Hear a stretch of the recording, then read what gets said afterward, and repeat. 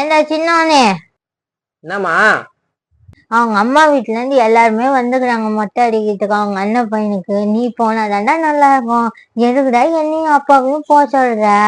போய் வாடா, எப்படியாவது ஹாஃப் டேயாவது லீவு போட்டு. ஏமா எனக்கு அன்னைக்கு பிரசன்டேஷன் வேற இருக்குமா, நீயாவது சொன்னா கொஞ்சம் புரிஞ்சுக்குமா. அவதான் புரிஞ்சுக்க மாட்டேன்றா. ஏண்டா அவங்க வீட்டுல எப்பயாச்சும் தான் வந்து ஃபங்க்ஷன் மாதிரி பண்றாங்க, அதுக்கும் நீ வராம இருந்ததுன்னா என்னடா அர்த்தம்? ஏதோ ஒண்ணு பண்ணிட்டு போட, நீயாச்சும் போட. எனக்குன்னே வருவீங்களாடா?